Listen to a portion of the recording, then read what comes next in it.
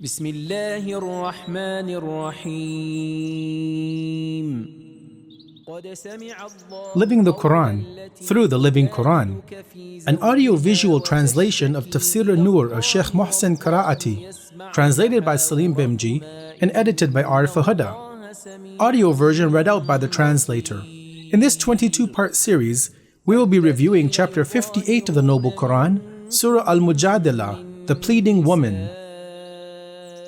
Disobedience to Allah.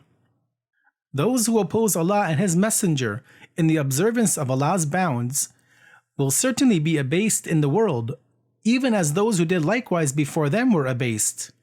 We have certainly sent down clear revelations to guide you to happiness in both worlds, and for the unbelievers there is a humiliating punishment.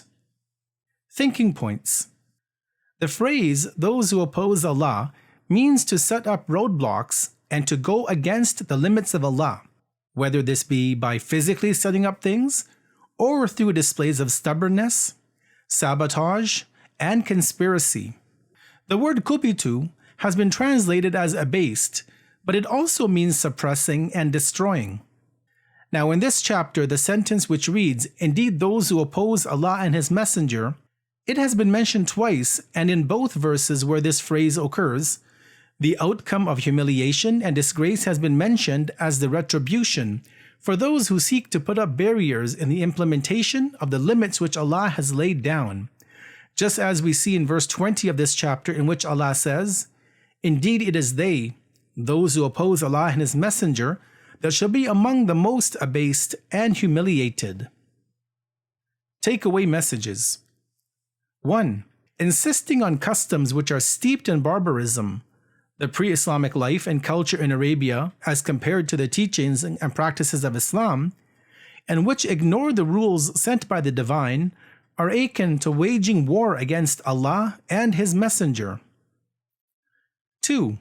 When it comes to the conflict between right, haqq, and wrong, batil, defeat and disgrace is the outcome of falsehood. 3. Allah has prescribed the same approvals and warnings for faith or war against Him for those who show faith or war against His Prophet. 4. When it comes to the implementation of the divine commands and regulations, one must not place obstructions in the way, as there is only a bitter end for individuals who do so. 5. We must warn those who are opposed to Allah and His rulings.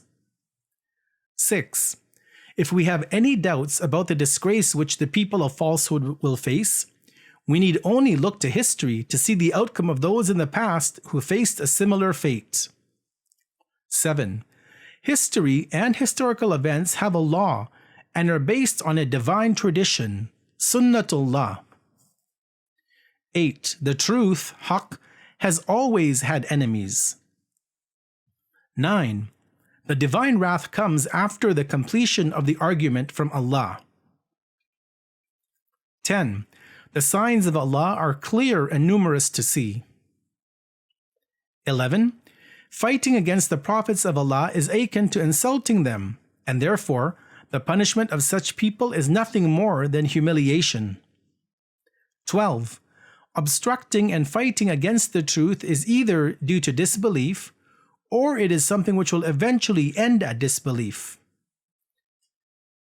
We'll continue in our next session with verse number 6.